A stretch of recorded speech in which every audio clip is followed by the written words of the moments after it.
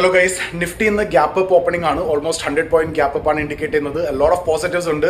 FIAs last 3 days buyers ആയിരുന്നു. Last day 3600 crore buy ചെയ്തിട്ടുണ്ട്. Previous day 3000 crore, previous day 700 crore, which is very positive. ഇത് ആദ്യമായിട്ടാണ് ഇങ്ങനെ continuously especially ഇത്ര എമൗണ്ടിനെ അവർ by ചെയ്യുന്നത്. So market is on buy on dip. അതുപോലെ തന്നെ ആ ഒരു 24500 എന്നുള്ള ആ ഒരു റീസെന്റ് സ്വിംഗ് ഹൈ അത് ബ്രേക്ക് ചെയ്യണമെന്നുണ്ടെങ്കിൽ today and upcoming days are the best options because US markets have also rallied very much and RBI also come up with a new major rule. അത് ബാങ്ക്സിന് നല്ല പോസിറ്റീവ് ആണ്, HDFCക്ക് already നല്ല positive ആണ്.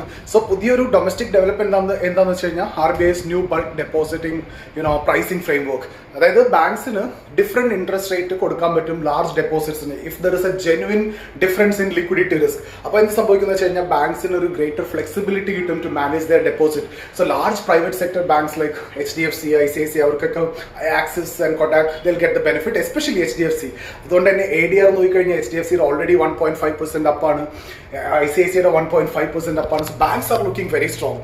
Global markets നോക്കിക്കഴിഞ്ഞാലും US market എന്നുള്ള NASDAQ 2.5 അപ്പാണ്, S&P if you see 1.4% up and Dow Jones almost 1.2.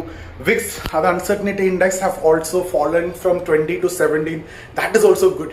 So things are looking good. IT-ൽ ഒരു പ്രോഫിറ്റ് ബുക്കിംഗ് നടക്കുന്നുണ്ട്. Otherwise everything is looking good. Geo political സൈഡിലേക്ക് വന്നാലും US ഇറാൻ കോൺഫ്ലിക്റ്റ് അത് continue ചെയ്യുന്നുണ്ട്. ഇന്നലെ US അഗെയിൻ ഇറാൻ അറ്റാക്ക് ചെയ്തിട്ടുണ്ട്. So retaliation അങ്ങോട്ടും ഇങ്ങോട്ടുണ്ട്. പക്ഷേ ഇപ്പോഴും ക്രൂഡ് ഓയിൽ പ്രൈസ് ഇന്നലെ 93 ഉണ്ടായിരുന്നത് ഹാവ് ഫോളൺ 87 വന്നിട്ടുണ്ട്. അതിന് കാരണം സൗദി അറേബ്യ ഒരു പുതിയ പ്രപ്പോസലായിട്ട് വന്നിട്ടുണ്ട്, അതായത് ഒരു multinational maritime security coalition. So അങ്ങനെ വരുമ്പോൾ അതൊരു പോസിറ്റീവ് ആണ്. So considering all these it's a buy on dip market. നിങ്ങൾക്ക് ട്രൈ ചെയ്യാവുന്നത് ബ്രേക്ക് ഔട്ട് റീടെസ്റ്റ് ഉണ്ടോ എന്ന് നോക്കുക, 24500 ബ്രേക്ക് ചെയ്യുന്നുണ്ടോ നോക്കുക. കാരണം 24400 ഓപ്പൺ ചെയ്യുന്നത്. That itself is a resistance. പക്ഷേ most probably opening momentum itself അത് അങ്ങ് പോകും, 24500 വരെ പോകാനുള്ള ചാൻസ് ഉണ്ട്. സോ സെല്ല് ചെയ്യുന്നില്ല ഞാൻ. ആസ് എ ഓപ്ഷൻ ബയർ ഇന്ന് ഫ്രൈഡേ ആണ്. നോർമലി ഞാൻ ഫ്രൈഡേസിൽ ഓപ്ഷൻ ബൈ ചെയ്യാറില്ല. നോർമലി ഫ്രൈഡേസിൽ ഓപ്ഷൻ സെല്ലിംഗ് ആണ് ചെയ്യുന്നത്. Considering it's a straddle day. ഇന്ന് ഗ്യാപ്പ് അപ്പ് ഉണ്ട്, പോസിറ്റിവിറ്റി ഉണ്ടെങ്കിലും ഞാൻ എക്സ്പെക്ട് ചെയ്യുന്ന ഒരു റേഞ്ച് ഉണ്ട്, ആ 24300 to 500 റേഞ്ച് തന്നെ.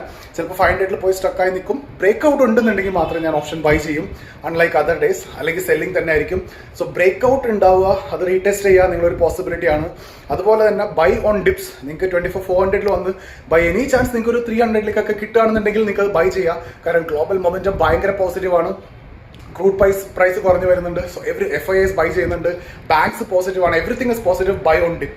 പക്ഷേ ഞാനിന്ന് ഓപ്ഷൻ ബൈ ചെയ്യുന്നുണ്ടെങ്കിൽ തന്നെ അത് ബ്രേക്ക് ഔട്ട് ഉണ്ടെങ്കിൽ മാത്രമായിരിക്കും, അല്ലാന്നുണ്ടെങ്കിൽ സെല്ലിംഗ് പൊസിഷൻ മാത്രമായിരിക്കും എനിക്ക് ഉണ്ടാവുക. പക്ഷേ don't sell, okay? Put option വാങ്ങിക്കരുത്.